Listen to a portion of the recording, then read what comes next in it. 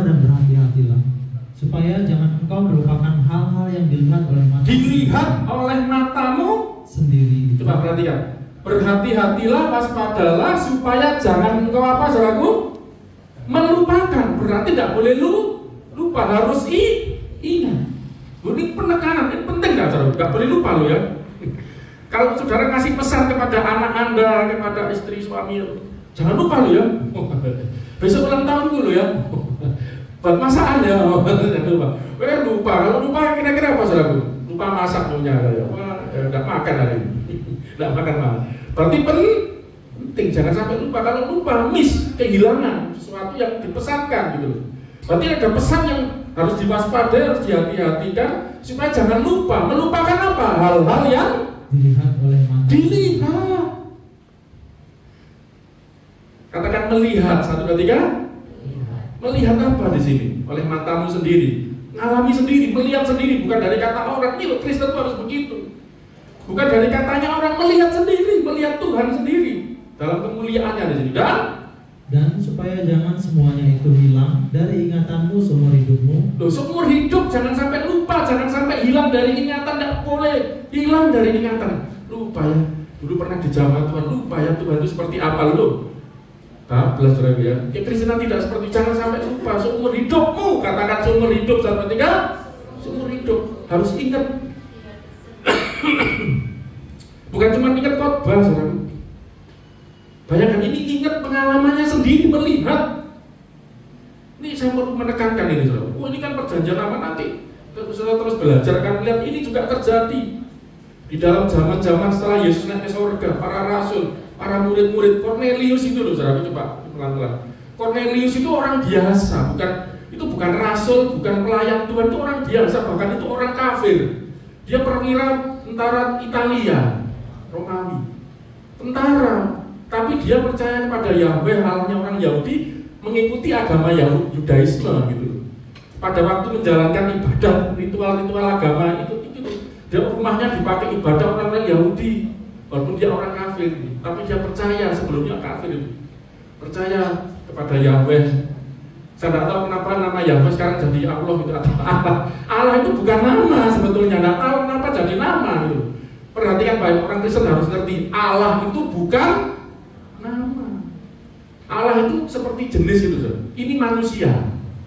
Manusia itu bukan nama kan, namanya manusia kan, bukan. Ini namanya putu, namanya apa hari itu kan nama.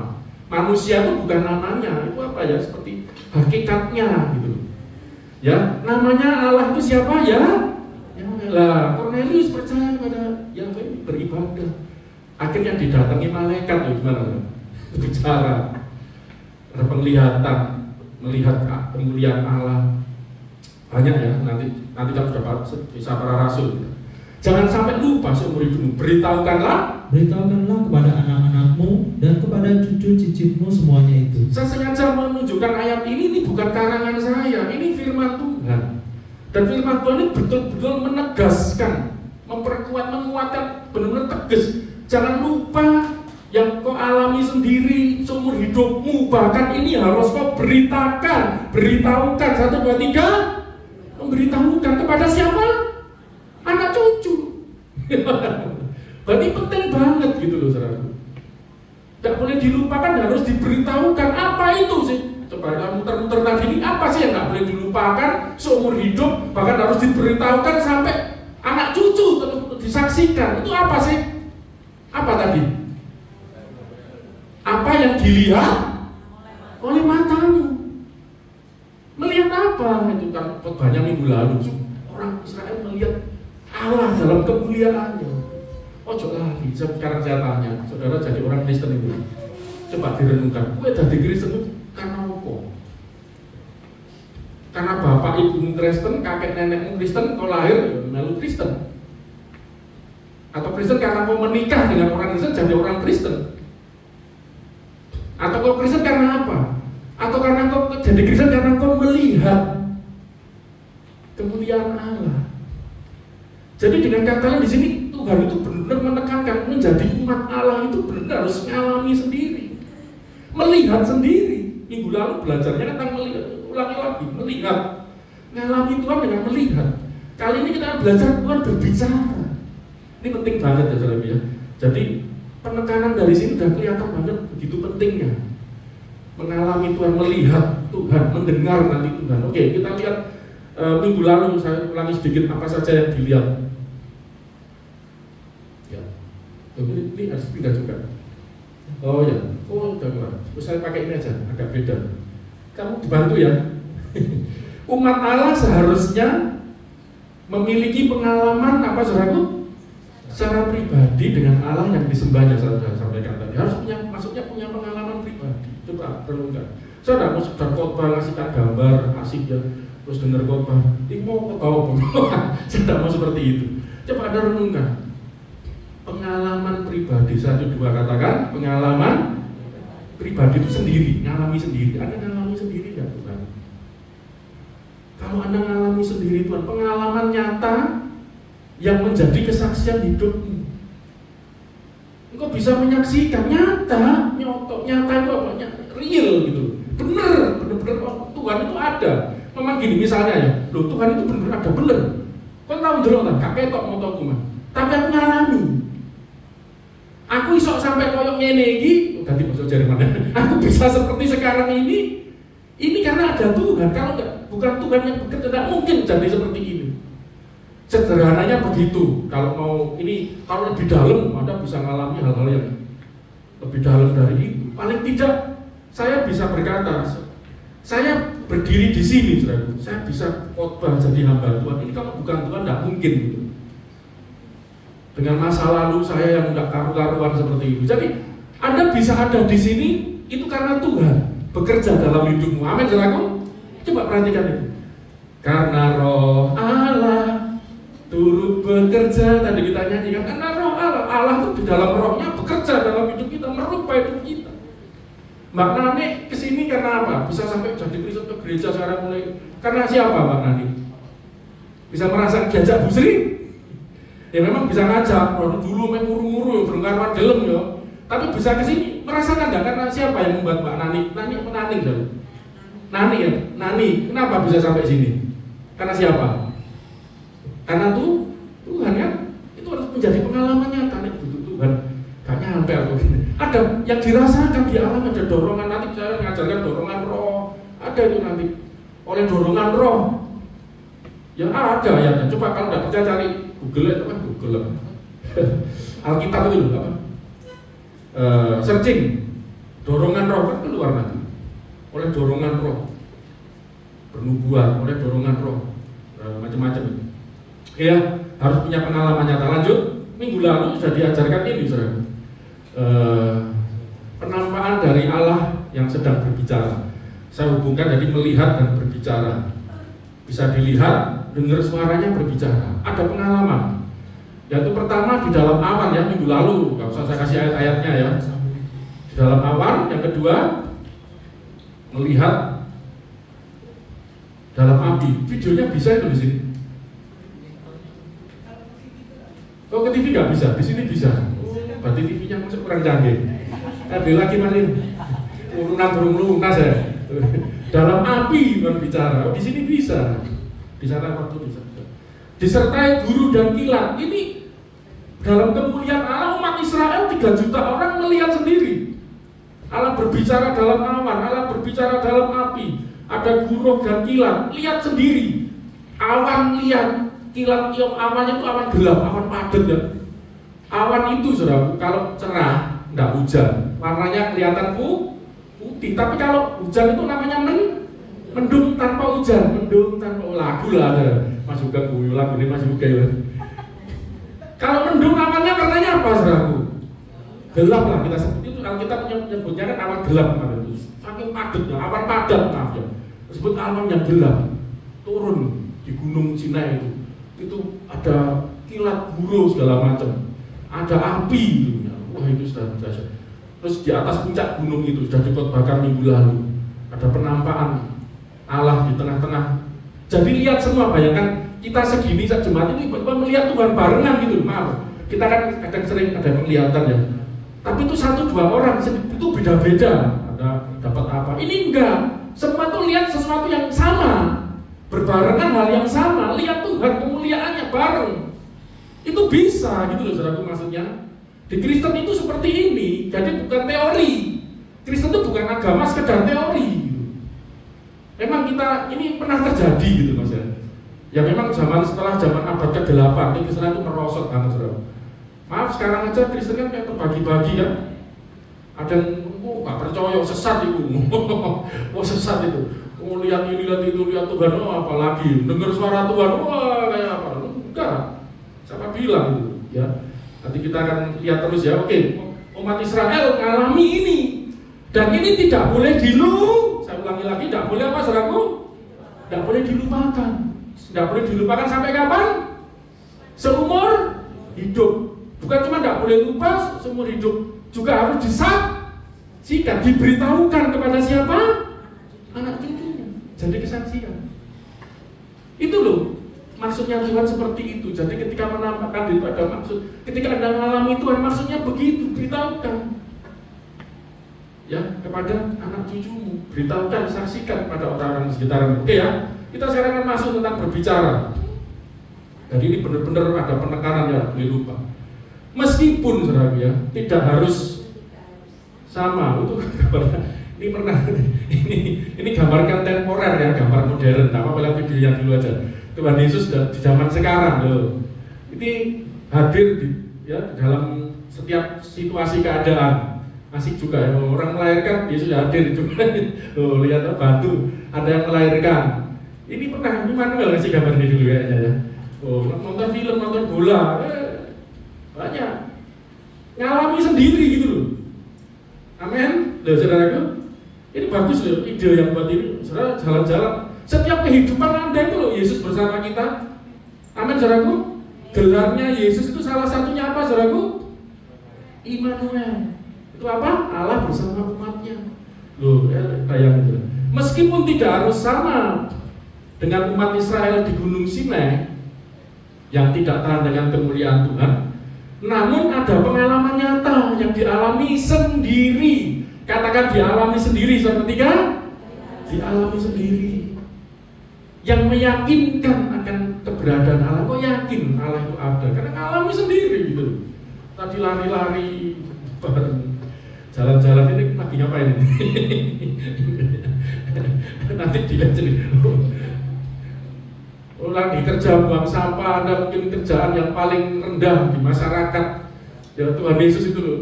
Ya, percaya nggak saudara? Percaya nggak hal seperti ini saudara? Ada ayatnya kalau yang Tuhan imajinasi, ada ayat ngomong begini. Waktu Tuhan Yesus membuat waktu ada penghakiman terakhir. Ada domba di sebelah kanan, kambing di sebelah kiri, dipisah. Kepada yang domba nanti dibawa masuk dalam kerajaannya untuk menikmati kebahagiaan, yang kambing nyah kamu. Kenapa? Itu ukurannya gini saudaraku. Pada saat aku lapar, engkau memberi makan aku. Pada saat aku sakit, engkau melawat aku. Ya, pada besok aku, pada saat aku di penjara, engkau mengunjungi aku.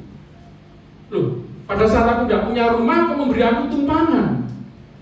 Terus mereka tanya, kapan Tuhan kami pernah melihat? Apakah Tuhan pernah lapar, pernah haus, pernah enggak punya pakaian, enggak punya tempat tinggal di penjara? Kapan? Tuhan Yesus ngomong apa? Matius 25. Pernah baca itu enggak? Tuhan Yesus ngomong apa? Apa saja yang kau lakukan untuk saudaraku. Yesus ngomong loh. Di penjara itu, ini saudaraku yang paling hina. Orang yang tukang sampah tadi itu kerja di pembuangan sampah, kerjaan yang paling rendah mungkin. Apa sih kerjaan Anda mungkin sekarang ini? Ya. Tuhan Yesus bersama kita, amin saudaraku. Apa yang kau lakukan untuk saudaraku yang paling hina? Ini kan bunuh diri. Bentar loh, diparani saudaraku. Siapa yang pernah begini mau bunuh diri? Tiba-tiba ada suara. Ya mungkin orang ini tidak melihat Tuhan Yesus. Ini di Instagram kelihatan nggak ya? Bisa puji Tuhan, Anda bisa melihat tayangan ini. Ya, Anda tiba-tiba mendengar suara Tuhan. Memang pengalamannya walaupun tidak harus seperti orang Israel, tapi nyata, katakan nyata, sudah tiga. berbisik dengan lembut di hatimu. Wis ojo mencolot teko genteng, penyet engko ya. Wis ojo putus asa. Nanti pasti ada jalan keluar. Ya saudara, jadi ini penting banget. Anda mengalami Tuhan Yesus secara nyata dalam setiap kehidupan kita. Ya, yakin bahwa Allah itu ada. Oke, lanjut.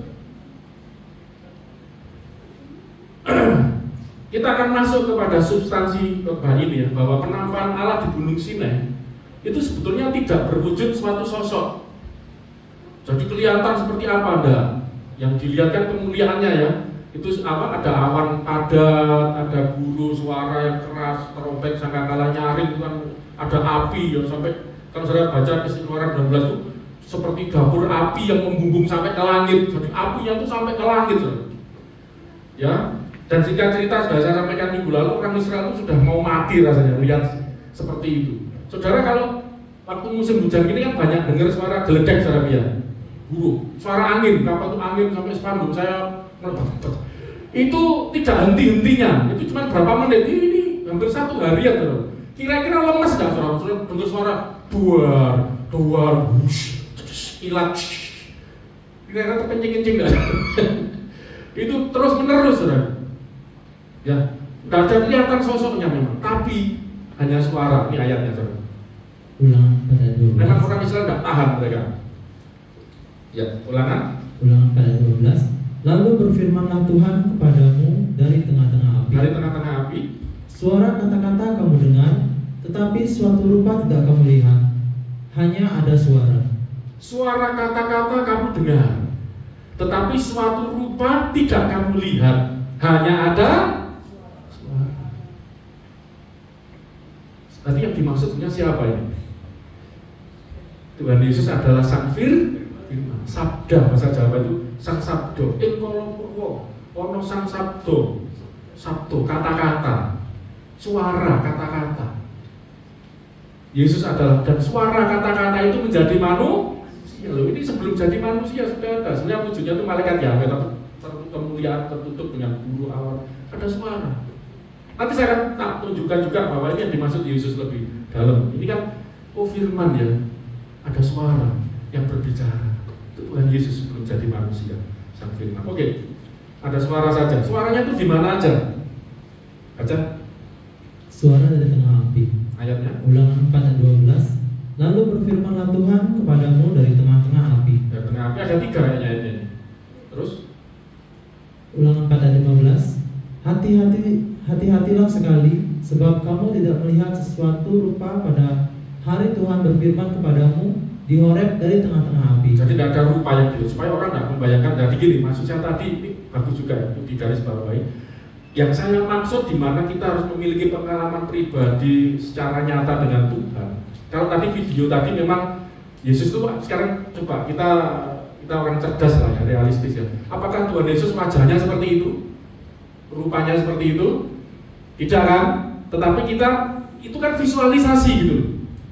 Kalau keyakinan lain kan, jangankan Tuhan, nabinya aja nggak boleh digambar, nabi siapapun nggak boleh. Ini kita bukan berarti apa, ini hanya untuk memvisualisasikan gitu. Tadi itu membantu kita, ada orang mau bunuh diri tadi tuh, ini terus ada deket lah. Coba kalau nggak ada gambarnya, ya apa nggak ada visualisasinya? Gimana cara? Itu kan ini hanya visualisasi. Kita bukan orang goblok, apa caraku? Ya orang. Jadi ini visualisasi. Jadi memang rupa itu jangan dibayangkan wajahnya brewok, jenggot gitu. Itu kan kira-kira gambaran orang Timur Tengah kan seperti itu gitu loh, secara umum. Jadi ini bukan masalah rupanya, tapi lebih ke pengalamannya. Katakan pengalaman, 1, 2, 3. Pengalaman nyata, merasakan sosoknya gitu loh ya. Ya sosoknya, figurnya. Makanya di bahasa Yunani itu ada dalam figur morfinya, figurnya. Morfi Theou, Yesus itu morfi Theou, sosoknya Allah ya. Jadi jangan dibayangkan rupa yang bukan masalah rupanya. Makanya satu rupa tidak kamu lihat pada waktu itu. Supaya saudara jangan bayangkan itu nanti di bawahnya kan lanjutnya itu jangan seperti burung, seperti apa seciptaan, enggak gitu. Ini sosoknya kepadamu dari tengah-tengah api di Gunung Horeb. Terus satu lagi, saya kasih 3 ayat dari tengah api, suaranya dari tengah api. Ulangan pada 33. Pernahkah suatu bangsa, saya ulangi, pernahkah suatu bangsa mendengar suara ilahi yang berbicara dari tengah-tengah api. Katakan suatu bangsa, 1, 3. Bangsa itu banyak enggak, saudara? Suatu bangsa mendengar. Katakan mendengar, 1, 3. Dengar semua. Ini membuktikan Allah itu benar-benar nyata, real gitu. Dengar semua kok, dengar semua. Suara apa? Ilahi. Suara ilahi yang berbicara dari tengah-tengah api. Tengah-tengah api. Seperti yang kau dengar dan tetap hidup. Isih urip.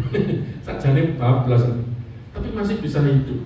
Mengalami sendiri supaya dapat pengalaman dan menceritakan pada anak cucunya. Tapi syarat itu dulu, kalau gitu Allah cuma ini aja, nanti terus akan berlanjut. Allah itu menampakkan diri dan berbicara, dan saya percaya sampai hari ini Allah terus menyatakan dirinya dan berbicara kepada umatnya. Apa caraku?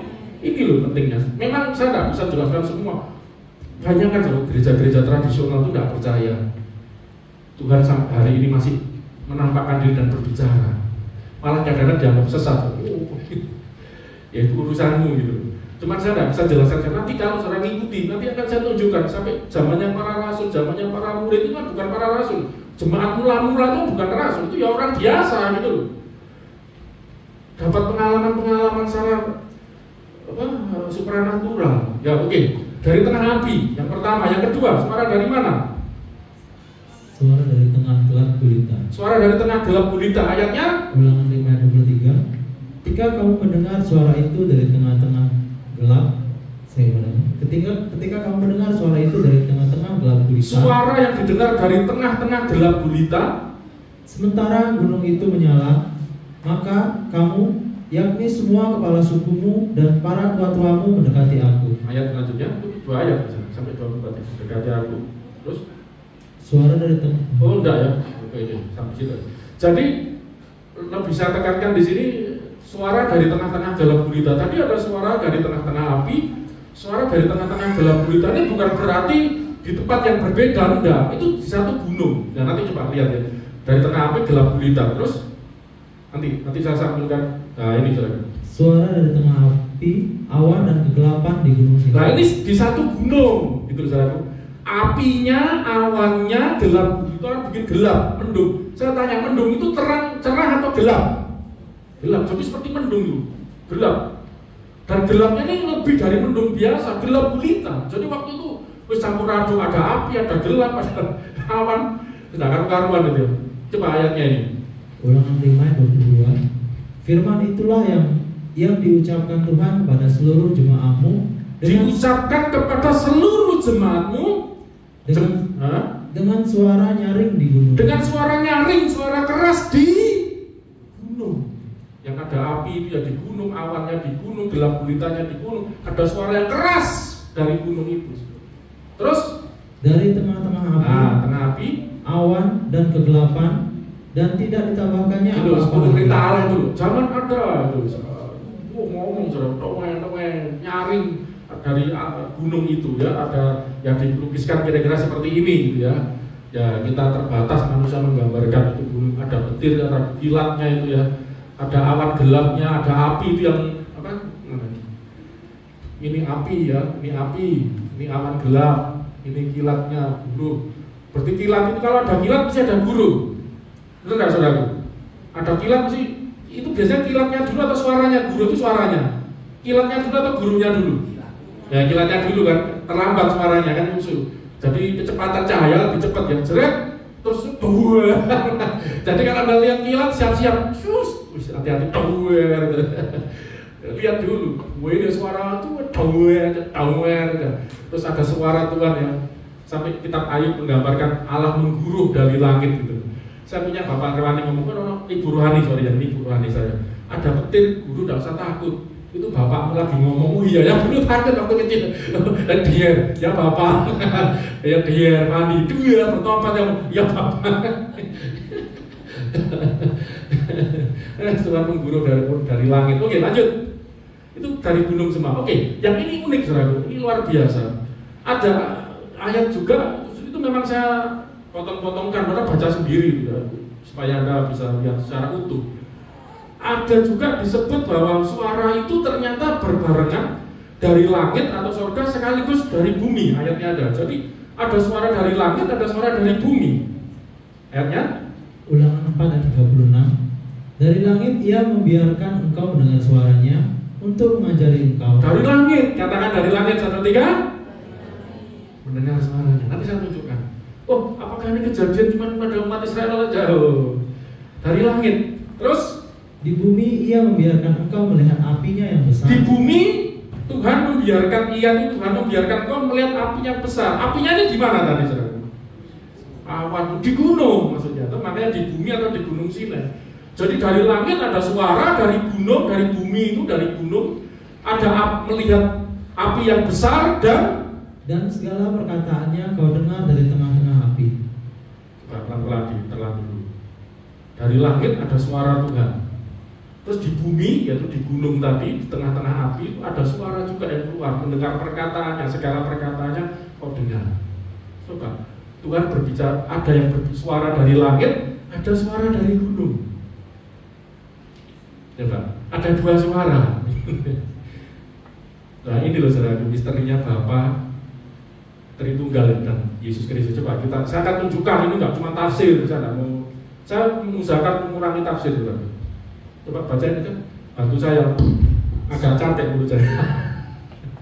Suara dari sorga adalah Allah Sang Bapa, sedangkan yang dari bumi, dari tengah-tengah api di Gunung Sinai adalah Allah Sang Anak. Ya, kita simpulkan dulu supaya nanti penjelasannya setelah ini. Oh, ada suara dari langit, suaranya Bapa. Suara dari gunung tadi, suara yang tidak kelihatan, tidak ada rupa, ada suara saja, belum jadi manusia. Oh, itu suara Yesus yang bicara, Sang Anak. Kita lihat buktinya. Bapa berbicara dari sorga. Ada peristiwa ini. Peristiwa transfigurasi Kristus di gunung yang disaksikan Petrus, Yakobus dan Yohanes. Baca sendiri Matius 17 itu terkenal banget. Jadi Yesus ngajak Petrus, Yakobus, Yohanes naik ke gunung, makanya disebut gunung transfigurasi. Waktu di gunung itu Yesus transfigurasi, bersalin rupa diterjemahkan Alkitab.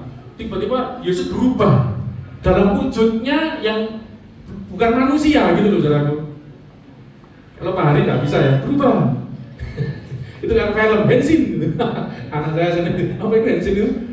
Kamen Rider, berubah, Kamen Rider gitu.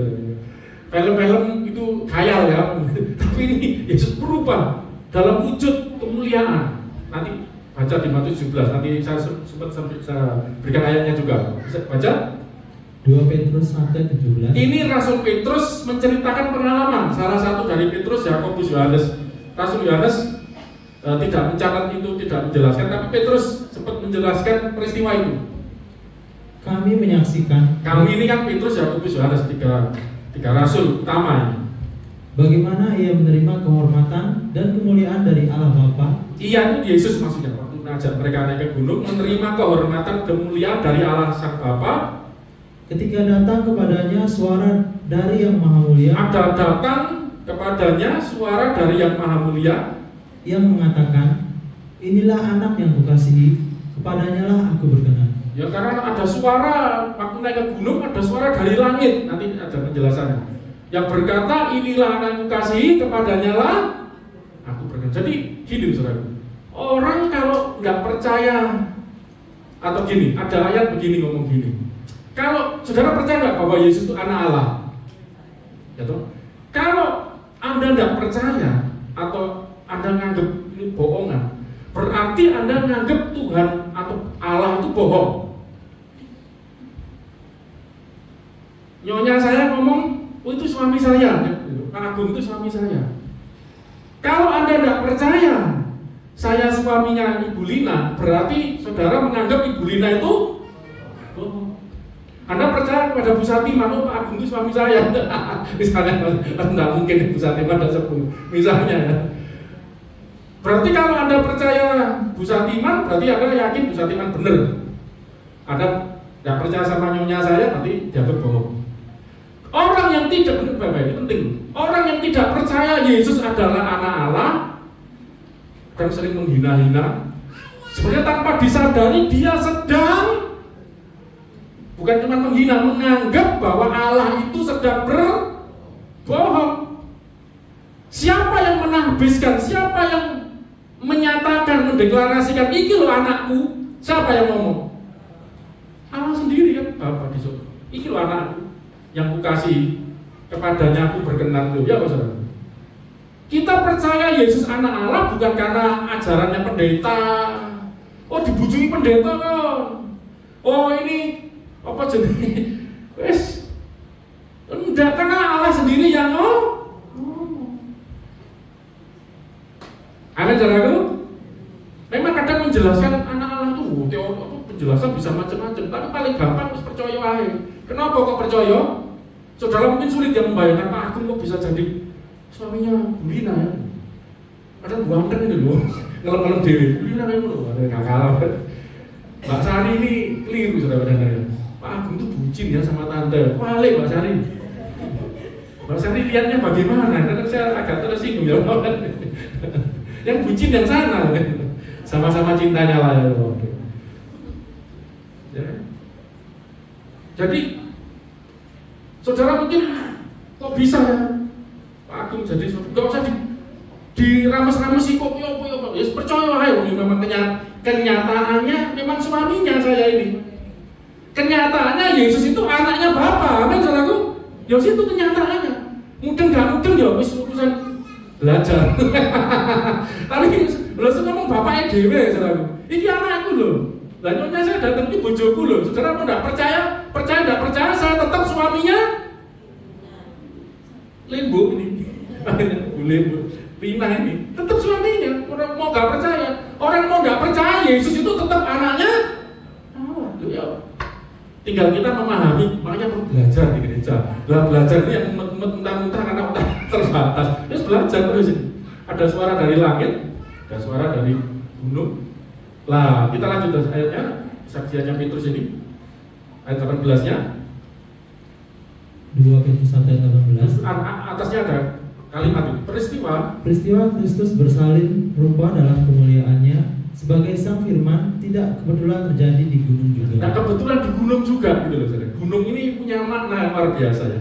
Yesus kalau berdoa pagi-pagi naik ke gunung ya, ke gunung kecil ya, ke orang Israel di Gunung Sinai ya, ke gunung. Kalau kita buat retreat sebenarnya apa tahun baru ditawari di gunung ya, pacet ya, tretes apa ya, Bukit Doa Immanuel kan, Bukit Doa itu ya. Cuman saya pikir udah lain kali. Dan jadi saya di Sumbang ini mau dibayari semua itu saudara ya. Cuman saya lagi belum serk lah. Nanti lebih baik kita sudah sering ya retreat tahun baru di gereja aja. Nanti tahun baru kita di gereja aja. Ada ibadah, nanti setelah itu acara keluarga masing-masing bebas. Kemudian nanti youth atau apa OM nanti buat acara gereja sendiri. Lain kali lah retreatnya nanti kita lain waktu. Gak keburu-buru itu loh. Kalau tahun baru mesti kayak gak kurang terlalu kayak buru-buru. Kejar waktu. Nanti pas hari lain kita buat retreat sendiri nanti. Oke ya, ada kebetulan terjadi di gunung. Ayatnya 18. Petrus 1 ayat 18. Suara itu kami dengar datang dari sorga. Sorga atau langit. Di Alkitab itu langit atau sorga itu sama. Yang tinggal pengertian langit itu secara fisik, sorga itu langit secara rohani, ya, pengertian rohani. Ada suara datang dari sorga. Tadi yang ngomong, kami dengar suara itu datang dari sorga. Inilah anakku kasih, kepadanya aku berkenan. Ketika kami bersama-sama dengan Dia, itu Yesus Kristus di atas gunung yang kudus. Nah, gunungnya jadi kudus. Ini luar biasa, saudara. Saya mau tanya, itu gunung kudus atau benar, saudara? Kan gunung biasa sebetulnya. Tapi kenapa jadi kudus? Karena Allah hadir. Coba tanyakan. Kalau Allah hadir di keluargamu, rumah tanggamu, rumahmu, kudus gak, saudara? Ini gereja nih, kita sering pakai ibadah. Makanya yang tinggal di sini ya, Mas Heru, Mbak Dewi, ini ada Tuhan hadir di sini. Gak kudus gak tahan. Maaf, yang sebelumnya saya nggak tahu, malah repot semua. Saya jadi mikir apa gara-gara itu saya nggak menghakimi sih. Kan tinggal di sini tambah ruwet hidupnya. Ada apa? Ada yang salah mesti.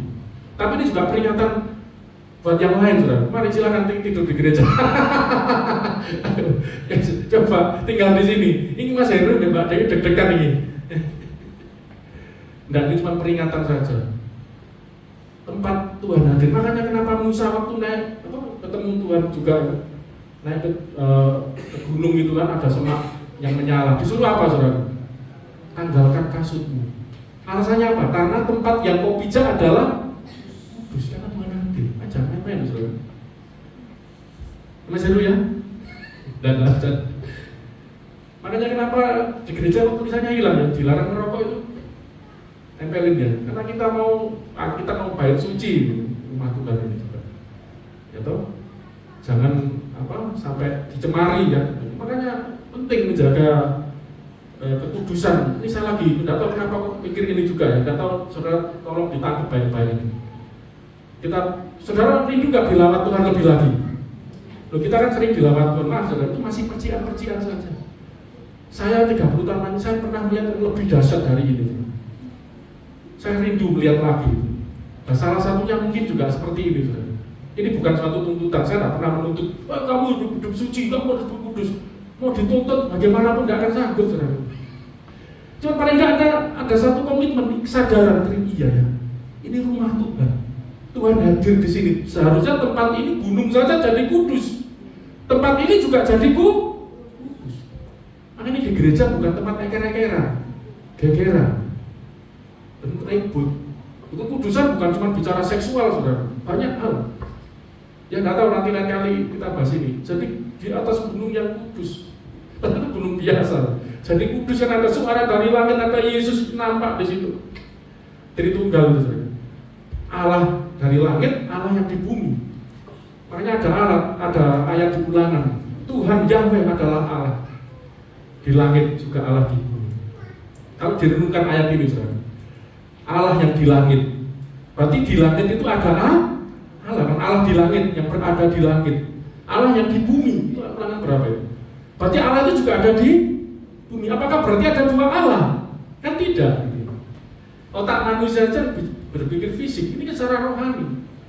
Ya, Allah di langit, di sorga juga Allah yang sedang di gunung bertransfigurasi, bersalin rupa. Ayat lanjutnya coba. Ya. Baca penjelasannya. Petrus, Yakobus, dan Yohanes mendengar suara Allah dari langit atau surga. Ya, ada suara, dengar mereka. Terus melihat kemuliaan Allah di gunung yang dinyatakan di dalam anaknya. Maksudnya gini, saya menunjukkan pengalaman ini sama enggak? Atau mirip lah paling tidak dengan pengalaman di Gunung Sinai. Melihat dan mendengar, katakan sama-sama saudara tiga. Melihat dan mendengar. Ini mulai mendengar dulu suara dari langit. Terus melihat kemuliaan Allah. Kemuliaan Allah di gunung itu juga. Di dalam diri Yesus Kristus anaknya. Bapaknya ngomong di surga, anaknya di gunung memperlihatkan kemuliaan Allah. Jadi anak Allah itu adalah Allah yang menyatakan diri dalam kemuliaan. Coba ayatnya ini. Coba ada ayatnya ini. Matius 17 ayat 2-3. Ini agak pengajaran, saudara ya. Ini pengajaran, jadi agak ditelan ya, Bang Andi sudah gini-gini. tapi saya percaya kalau Anda dengar, belajar, ngerti, Esther hidup gini. Gak apa-apa, belajar lah. Yuk. Lalu Yesus berubah rupa di depan mata mereka. Berubah rupa. Wajahnya bercahaya seperti matahari. Wajahnya bercahaya seperti matahari. Anda coba waktu nanti keluar pandang ke langit lihat matahari. Kuat enggak, saudara? Silau. Lama-lama buta. Nantang matahari. Tak deloi terus. Pikir saudara. Wajahnya Yesus itu bersinar seperti matahari. Saya waktu ngalami didatangi Tuhan ketika umur 20 tahun, sejak itulah saya dipanggil melayani Tuhan. Waktu saya ketemu Yesus datang itu seperti ini.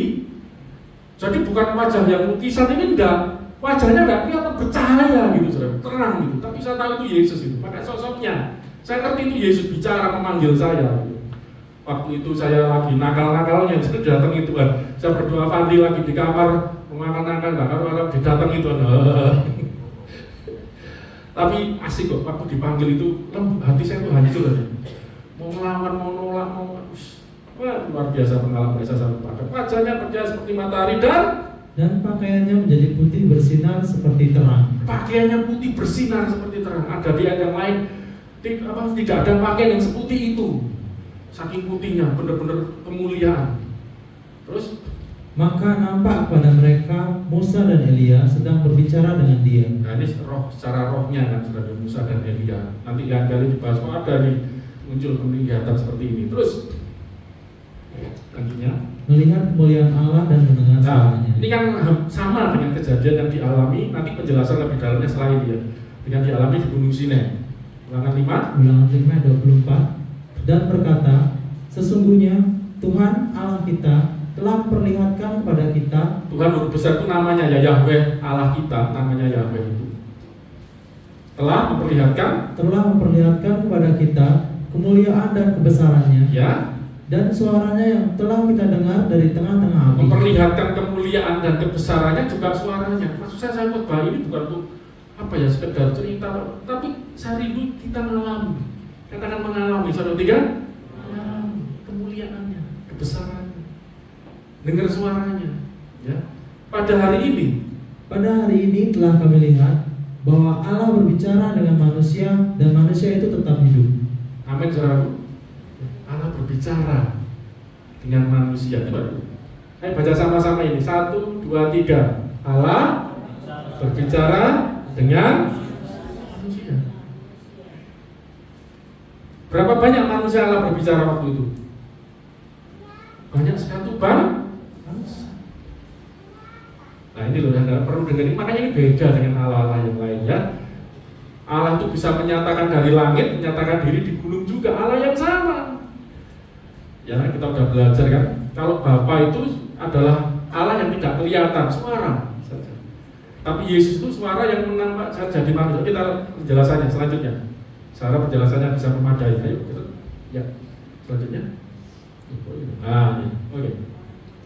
Orang percaya seharusnya memang memiliki pengalaman secara pribadi dengan Allah sebagai dasar imannya. Ya, sebagai dasar imannya. Jadi dasar iman kita itu adalah pengalaman pribadimu dengan Tuhan. Makanya saya tanya, jangan dimunculkan dulu biar tak dibaca. Saya mau tanya. Tadi kan saya tanya, Anda jadi Kristen ini karena apa? Bapak ibumu Kristen, kamu lahir dari bapak ibu Kristen, lo melo Kristen. Karena kakek moyangmu Kristen, kamu tinggal daerah Kristen, jadi Kristen. Apa karena itu?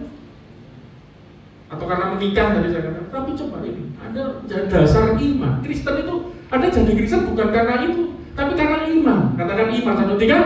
Karena iman. Imanmu itu dari mana gitu Mas? Iman itu seharusnya dari ada pengalaman secara pribadi. Adam punya pengalaman pribadi di Taman Eden. Henok bergaul dengan Allah, Nuh dapat suara. Pengalaman pribadi orang lain tidak dapat. Nuh dapat buat bahtera. Memang nggak dijelaskan bagaimana hal yang nyata terjadi. Ada dengar suara suruh buat bahtera kan? Nuh buat bahtera. Orang lain ketawain apa ini gitu. Nanti ini mau dibanjir seluruh dunia. Nggak percaya apa?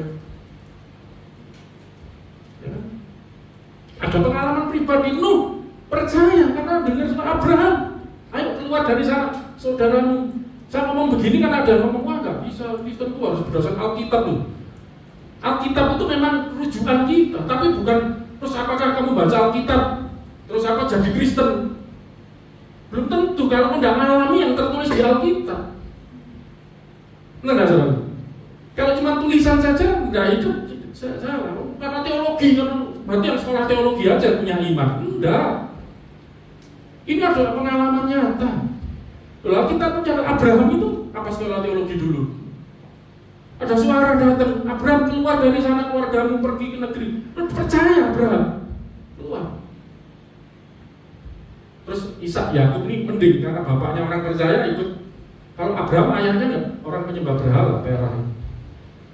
Ishak Yakub terus terputus. Yakub 12 suku ini di Mesir hubungan dengan Tuhan terputus ya karena jadi perbudakan di situ. Tapi orang Israel itu mengalami pengalaman, ada 10 tulang segala macam, ada pengalaman, saudara. Coba yang saya bahkan semua ini pengalaman atau bukan, saudara? Termasuk ini pengalaman atau bukan, saudara? Pengalaman. Kristen itu harus begini maksud saya gitu. Tadi mbak-mbak yang mau bunuh diri nanti videonya di waktu penyembahan ditayangkan lagi ya, tulisannya dihilangin bisa. Kalau tidak bisa tidak apa-apa deh, tadi tulisannya lumayan kan, itu kesimpulan.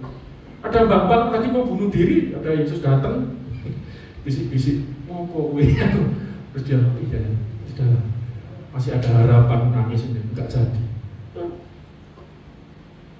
Itu dasar imannya, ngalami Yesus secara pribadi daripada orang orang yang belajar teologi, belajar pengetahuan gini, tapi jangan itu iman itu di otak apa di hati, di batin. Kalau di otak banyak orang yang baca Alkitab nggak percaya, karena hanya berhenti di otak ada terus nggak mungkin itu, udah. Tapi banyak kita sering nggak ngerti ya, baca Alkitab betul, tapi percaya. Terlebih karena ada pengalaman pribadi, tak gampang goyang tuh. Coba renungkan, Anda nanti pulang, aku punya pengalaman pribadi nggak dengan Tuhan ya? Kalau belum, ayo rindukan Tuhan. Aku sudah dengar khotbah banyak dari pastor aku tentang pengalaman nyata, pengalaman yang alami sendiri. Aku mau Tuhan, nanti doa sih.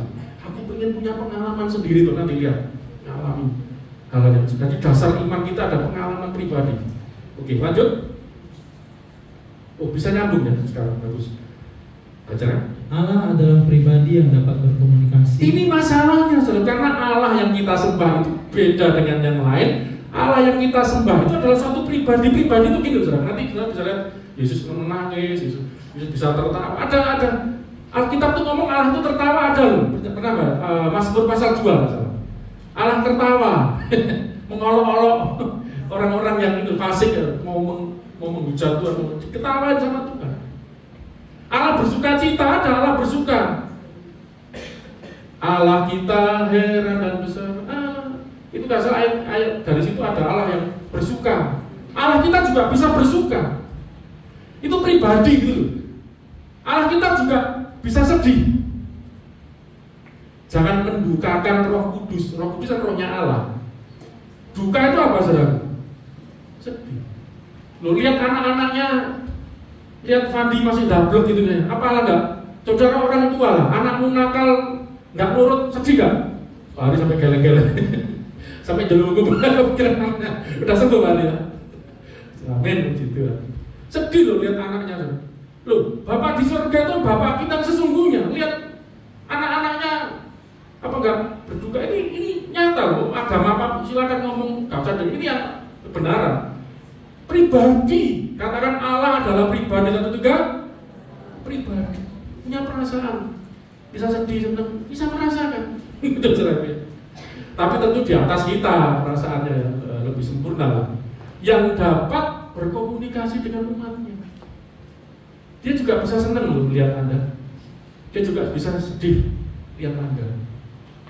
Ya, tapi yang penting dia tetap mengasihi kita semua, amin. Itu yang tidak bisa berubah. Bukan berarti berduka karena lihat kita terus hilang kasihnya, enggak, jangan salah, kasihnya itu kekal. Ini perasaan ini diungkapkan, memang ini sebagai bentuk pribadi. Allah bisa bisa berkomunikasi dengan kita, bisa menangis bersama kita.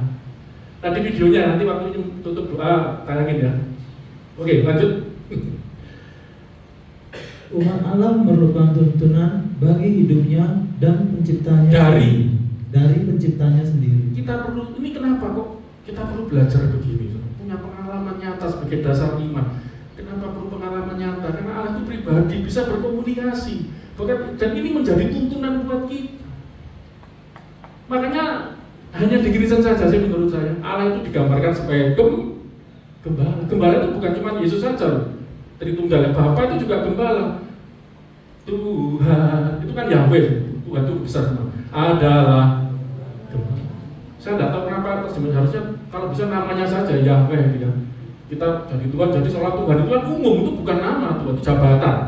Presiden kan bukan nama, jabatan. Presiden siapa? Soekarno, itu baru nama. Nama itu Yahweh. Allah tadi hakikat. Yahweh adalah gembala. Kalau kita nyebut Yahweh itu Bapa adalah gembala. Mazmur 23 Daud. Takkan kekurangan aku. Iya, Bapa ini memberikan aku. Nyanyi terus. Saudara, kenapa kau pakai nyanyian jadi gak hafal ayat? Ya tuh dilakukan jadi ayatnya apa? Saudara kalau nggak ada lagu ini paling ayat Mazmur 23. Oh, boyok goblok siapa apa? Tapi karena nyanyi jadi apa? Karena akan menuntun kita, berkomunikasi dituntun kita, hidup kita. Sang pencipta sendiri yang menuntun. Mana ada agama seperti itu? Terus maju. Nah, masalahnya ini, saudara. Orang Israel waktu itu ya, nanti kita lihat makanya solusinya melalui Kristus. Tidak tahan menghadapi kemuliaan dan kebesaran Allah. Nah, kita melihat bahwa umat Israel itu tidak tahan karena Tuhan. Ayatnya Ulangan 5:25-26. Tetapi sekarang, mengapa kami harus mati? Mengapa harus mati? Ketemu Tuhan kok malah mau mati rasanya. Sebab api yang besar ini akan menghanguskan kami. Apabila kami lebih lama lagi mendengar suara Tuhan Allah kita, kami akan mati. Lebih lama lagi, bablas itu. Lihat api bukan cuma lihat panasnya juga. Loh, api itu bukan cuma dilihat loh, terasa panasnya loh. Saudara tidak ada api unggun dia nanti tahun baru. Opong ya coba gini loh. Ada api unggun. Saya mau ditawari tempatnya Frank, ada kebun cuman bocor dari tempatnya lain kali. Itu saudara ada api unggun, saudara dekat di situ panas nggak terasa saudara? Api unggun cuma segitu, ini apinya sebesar gunung. Saudara berdiri di kaki gunung, gosong nggak saudaraku? Makanya mau nanti lebih lama lagi kami nggak tahan. Sudah ada api panas, penglihatan yang menakutkan, suaranya nyaring keras, udah nggak karet. Sebab makhluk manakah yang telah mendengar suara dari Allah yang hidup, yang berbicara dari tengah-tengah api, seperti kami dan tetap hidup? Ada anugerah Tuhan, masih diberi kesempatan itu, lihat sendiri supaya menceritakan. Makanya sampai hari ini kita dengar kesaksian mereka ini dari kitab suci ini. Kitab suci ini kesaksian mereka juga. Musa menyaksikan umat Israel. Kalau ini salah, berarti diprotes saudara. Loh, kamu ngapain nulis berita seperti itu? Ini kan kabar, berita Injil itu kabar. Kok ada seperti ini, kejadian benar ya. Oke, terus karena tidak tahan, akhirnya mereka meminta Musa menjadi pengantara. Minta Musa jadi pengantara. Ulangan 5:27. Mendekatlah engkau dan dengarkanlah segala yang difirmankan Tuhan Allah kita, dan engkaulah yang mengatakan kepada kami segala yang difirmankan kepadamu oleh Tuhan Allah kita, maka kami akan mendengar dan melakukannya. Nanti ini coba ini bisa khotbah khusus tentang ini. Ternyata ada dua jenis orang. Yang satu tidak tahan dengan kehadiran Tuhan, hadirat Tuhan.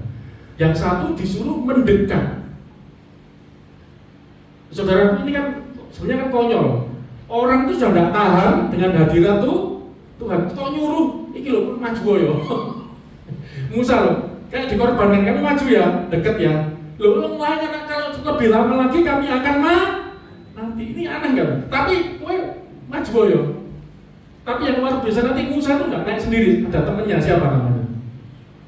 Namanya pemain bass kita, Joshua. Nanti Joshua ikut naik. Ya Mas Joshua nanti kalau Tuhan hadir kamu ikut naik.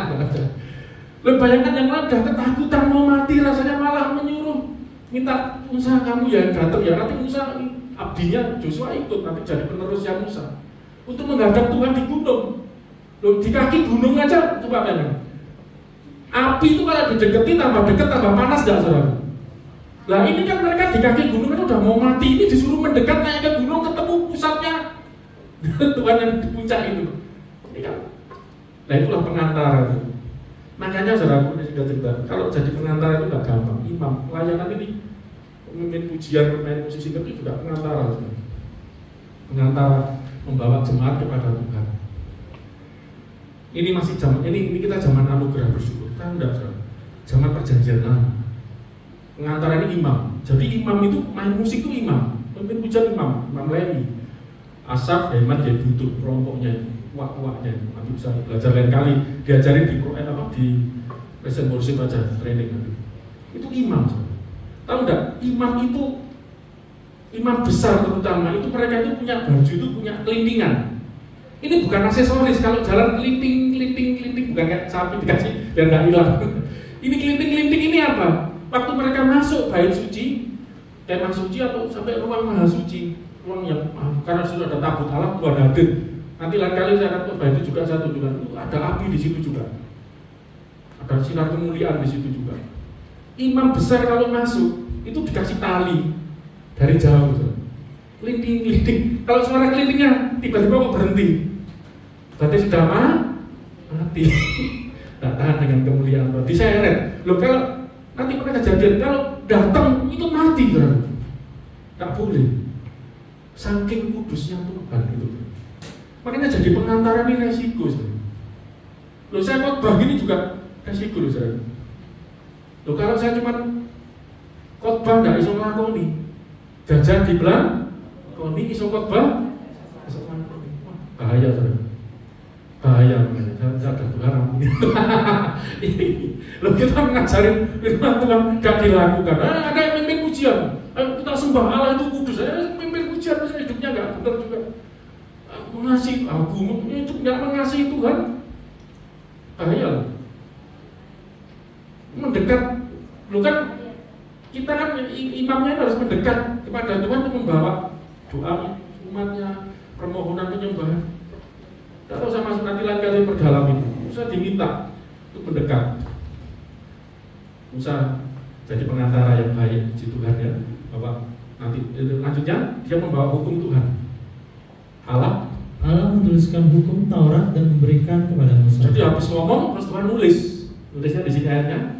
Ulangan 5 ayat 22. Firman itulah yang diucapkan Tuhan kepada seluruh jemaahmu dengan suara nyaring di gunung, dari tengah-tengah api, awan dan kegelapan, dan tidak ditambahkannya apa-apa lagi.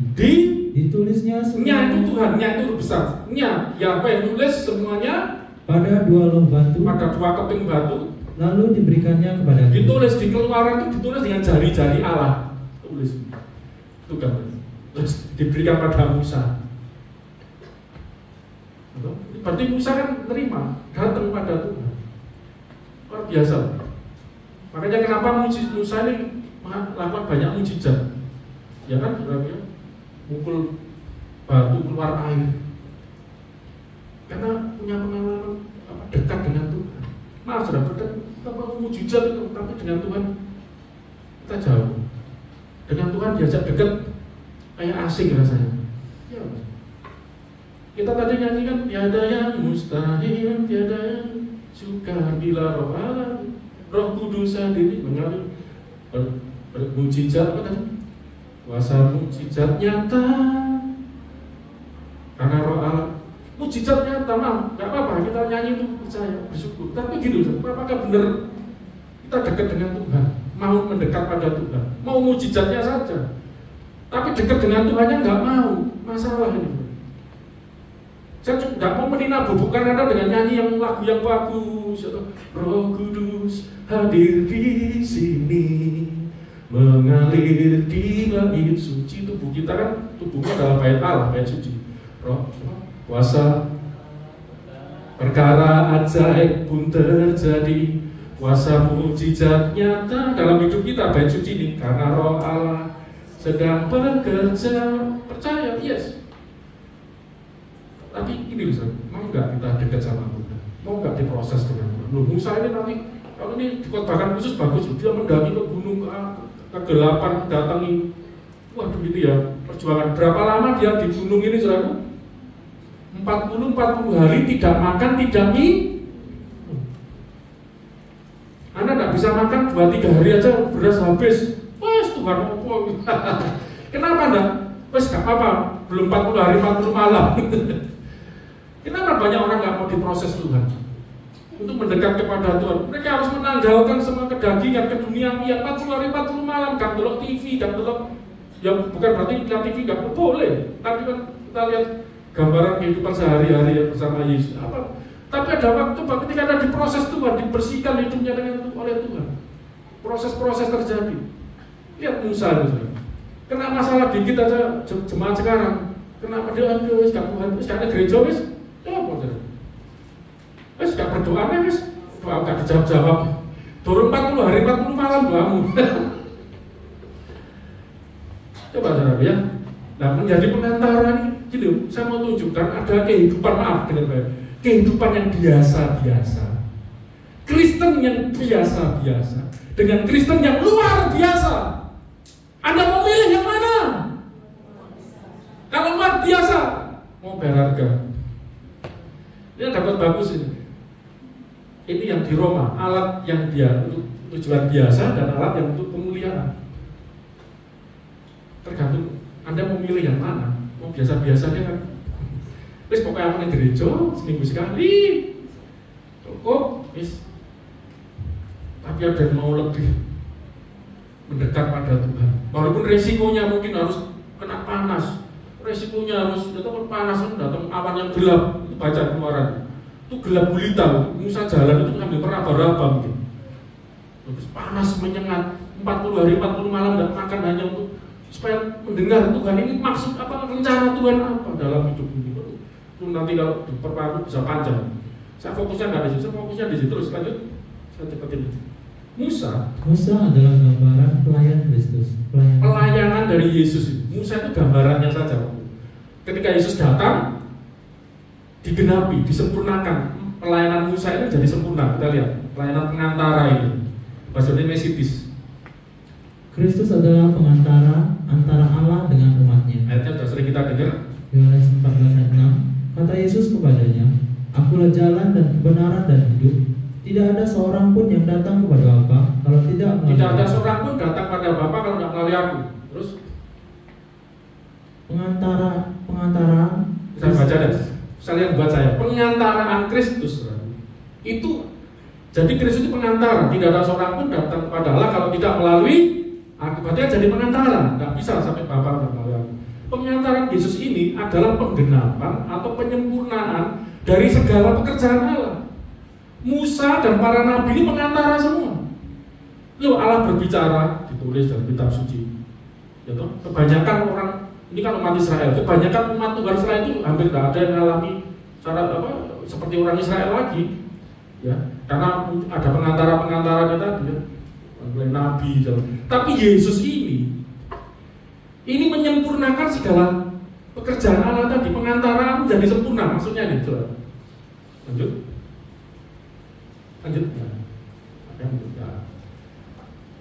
Pelan-pelan dari sini. Pelayanan yang lebih sempurna dari Musa, ayatnya ini. Ibrani 3:3. Sebab ia di padang maya mendapat kemuliaan lebih besar daripada Musa, sama seperti ahli bangunan lebih dihormati daripada rumah yang dibangunnya. Ya, jadi kemuliaan Yesus lebih besar dari Musa seperti ahli bangunan dengan rumah. Berarti Musa itu rumahnya, Yesus itu ahli bangunan yang buat rumah gitu loh, saudara. Lebih. Saudara kalau lihat rumah yang bagus kan, wow, bagus banget, mall ini bagus banget. Sebetulnya kalau yang normal tuh mikir, senggawe sopo ya, kok pintermen gak kayak gini gitu ya. Saudara. Ahli bangunan lebih dihormati daripada rumah yang dibangun. Terus lanjutnya,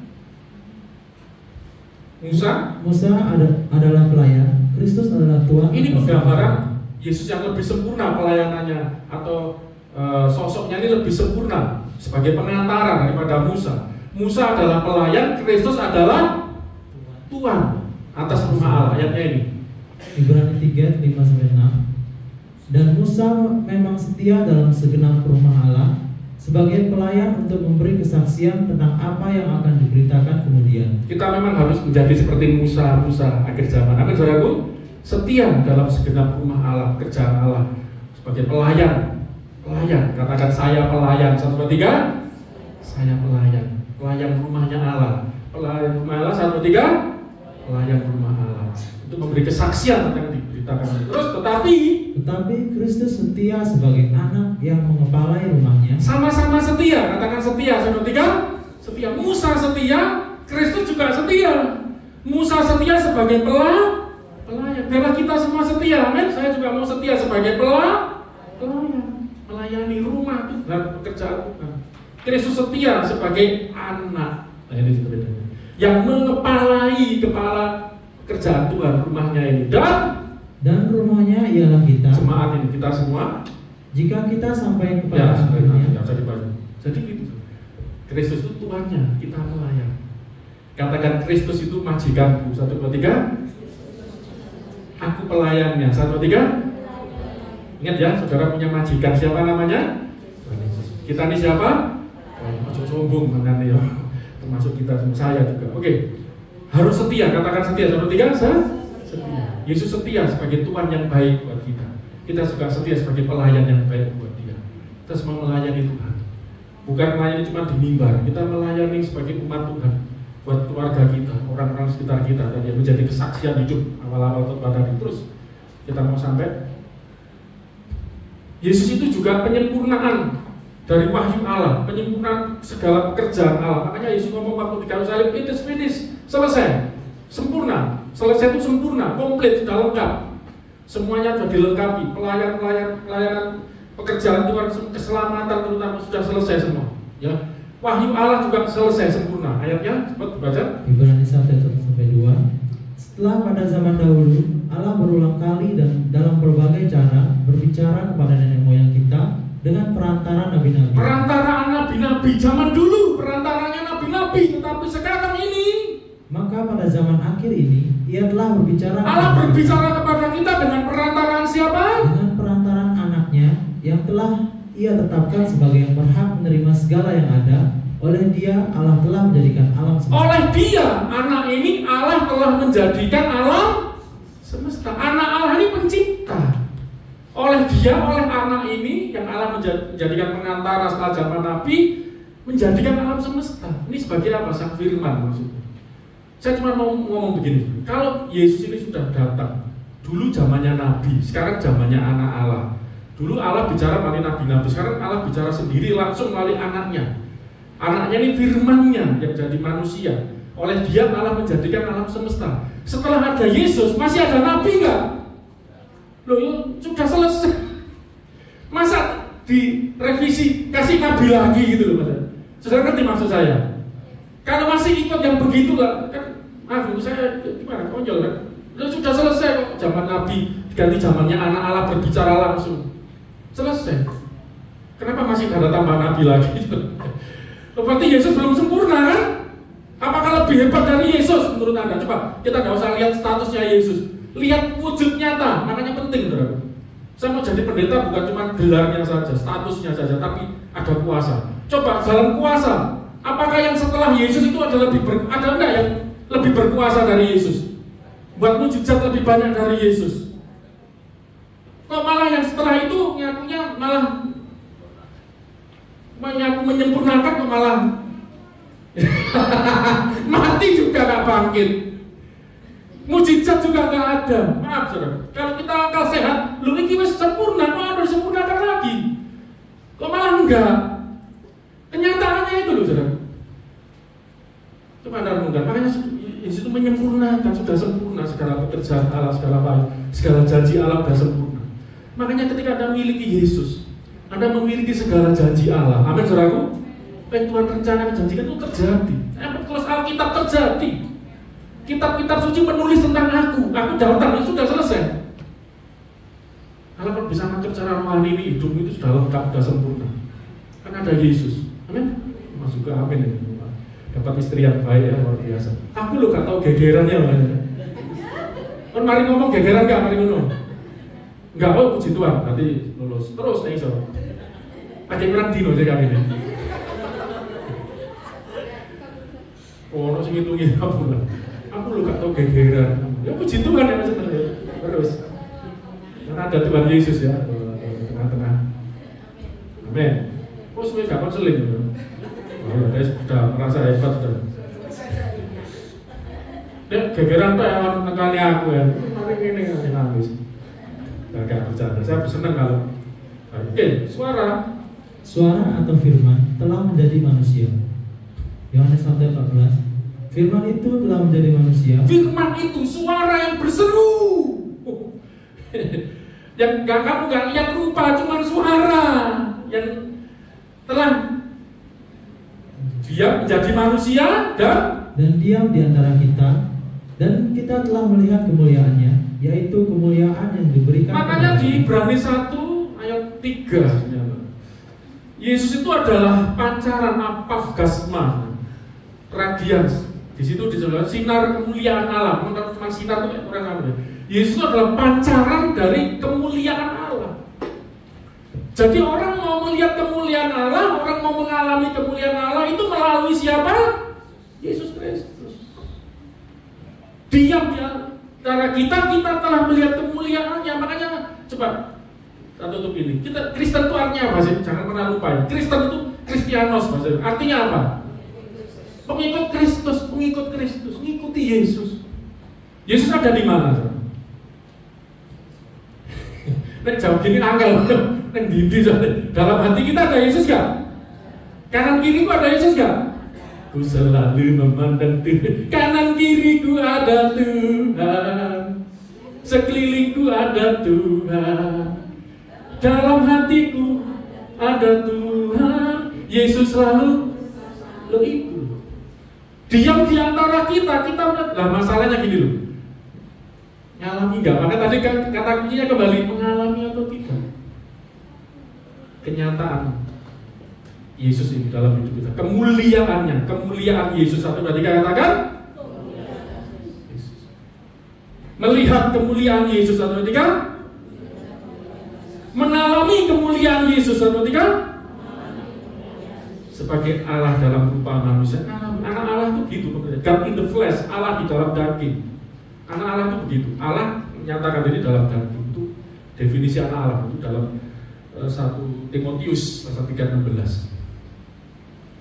Ya, yang diberikan kepadanya, kemuliaan diberikan kepadanya sebagai anak tunggal Bapa, penuh kasih karunia dan kebenaran. Ini harusnya hidup anak-anak Tuhan. Ketika ada Yesus dalam hidupnya, penuh dengan kasih karunia. Diulangi sama saya. 1, 2, 3, penuh kasih karunia. 1, 2, 3. Penuh kasih. Hidupmu penuh kasih karunia, men. Gak kuliah, sempat jadi manajer. Gak kuliah, mas juga punya toko. Fandi yang kuliah. Nah, nanti satu kali megang anu ya Fandi ya. Ya, Pak Kum, nanti kalau buka cabang sampai gak biar saya latihan dulu. Sini. Harus rajin jujur nanti kalau buka cabang ya. Kadang aku gak pinter, sekolahku biasa, orang tua aku gak punya loh. Aku hidup dalam kasih karunia, men. Walaupun kok gak punya apa-apa, gak punya status, gak punya backing, Pak. Tapi backingmu itu luar biasa Tuhan Yesus, amin. Penuh kasih karunia, anugerah. Masih manual punya mobil. Yang kuliah aja belum tentu punya mobil. Avanza baru, kalah saya saudara. Saya Avanza model lama yang terbaru ya. Itu kasih karunia masih manual, amin. Mas juga punya toko kasih karunia, amin. Saya mobil juga bisa beli Pak, tapi buat apa? Iya kayak apa ya? Memang meluru dong ya. Nanti waktunya. Saya disuruh ngajarin mobil ya. Belajar Pak Hari ya, pinter gitu. Noda ini bukan masalah kaya-kayaan. Maksud gini, itu semua kasih karunia. Mbak Reni punya toko Madura, kan kasih karunia Mbak Reni ya. Ya, toko. Saya nggak nyangka Mbak Reni punya toko. Biasa loh, ya anugerah semua. Haleluya ya, hidup dalam kasih karunia, dalam kebenaran. Jangan cuma minta berkat, hidup dalam kebenaran juga. Oke, yang terakhir. Nah, ini penyimpulan aja. Firman yang menjadi daging, saya ulangi. Firman yang menjadi daging manusia, diam di tengah umat manusia. Manusia dapat mengalami sendiri.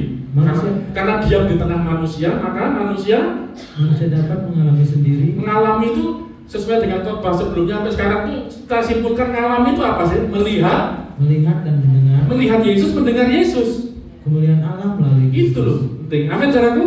Pulang dari sini rindukan aku mau lihat Yesus, mengalami Tuhan ya. Itu baru Kristen, mengikut Kristus. Kalau enggak cuma KTP-mu saja, Kristus kayak apa? Itu loh sudah diajarkan di sini. Terus terakhir ya. Terus terakhir ya. Wah ini. Nih, setelah Kristus sedikit di sini. Setelah Kristus naik ke surga, manusia tetap dapat mengalami persekutuan dengan kemuliaan Allah melalui Roh. Jadi setelah Yesus naik ke surga, manusia itu tetap bisa mengalami persekutuan dengan kemuliaan Allah itu. Kan sudah naik ke surga, Pak. Bisa tetap mengalami itu melalui Roh Kudus. Roh Kudus itu apa? Saya simpulkan sedikit di sini. Roh Kudus dikaruniakan tinggal di dalam hati setiap orang yang telah percaya dan menerima Kristus sebagai Tuhan dan Juru Selamat. Setelah orang menerima Yesus, percaya Yesus adalah puncak dari wahyu Allah, puncak dari kesempurnaan pekerjaan Allah. Dalam pekerjaan para nabi, pengantara itu disempurnakan oleh Allah sendiri melalui anaknya, melalui firman yang keluar dari Allah jadi manusia, diam di antara manusia, mengatakan kemuliaan yang tengah-tengah manusia, ya atau saudara ya. Akhirnya kita bisa mengalami pengalaman dengan Yesus, tapi setelah ke surga, Yesus mencurahkan Roh Kudus pada orang percaya. Roh Kudus itu rohnya Allah, rohnya Bapa yang tercurah melalui Yesus. Itu juga rohnya Yesus. Yang nanti lain kali tahun depan saya akan jelaskan setelah 2 bulan lagi lah, 3 bulan lagi. Terus kita akan lihat ini. Nah, kesimpulannya ini kita baca sama-sama. Ini kita tutup kesimpulan ini. 1, 2, 3. Allah selalu ingin tinggal di tengah manusia. Dengan demikian manusia, saudara dasar, tetap dapat melihat kemuliaannya dan mendengar. Sekarang Anda masih bisa melihat Yesus, melihat kemuliaan Allah. Dulu umat Israel melihat kemuliaan Allah dalam wujud suara tanpa rupa. Terus umat perjanjian baru melihat Allah langsung turun dalam anaknya, tinggal jadi manusia, tinggal di antara manusia. Dengar, bahkan Rasul Yohanes tulis meraba sendiri, melihat sendiri kemuliaan. Natal nanti saya khotbah itu kemuliaan yang dilihat, mujizat-mujizat yang dilakukan Tuhan Yesus. Saudara ya, meraba, melihat, merasakan langsung. Yesus naik ke surga loh Pak. Yesus sudah naik ke surga. Anda masih tetap bisa melihat dan mendengar kemuliaan Allah di dalam Yesus. Amin. Melalui siapa? Pribadi siapa? Roh Kudus. Itu rohnya Yesus juga. Rohnya Allah, rohnya Yesus. Kan satu. Yang disebut Roh Kudus tinggal di dalam hati kita. Kanan kiriku ada Tuhan, dalam hidupku ada Tuhan, roh Yesus. Coba saudara, jadi pulang dari sini, ayo alami kemuliaan Allah dalam hidup. Allah selalu ini, karena ini maunya Tuhan sendiri. Ini bukan maunya kita. Kalau maunya kita nggak bisa. Tuhan sendiri memang mau tinggal di tengah-tengah manusia. Ini kan dari kelihatan dari Adam, datang semua, termasuk Anda. Tuhan akan datang dalam hidup kita semua. Amin. Mari kita akhiri dengan doa. Dan ini musik bisa maju. Kita ucap syukur. Jangan lupa besok Rabu jam 9 kita Natalan. Pulang dari sini, habis ini jangan pulang dulu. Isi perut dulu saja. Ini sudah makan makanan rohani, nanti habis ini makanan jasmani. Puji Tuhan. Video tadi. Ini. Haleluya.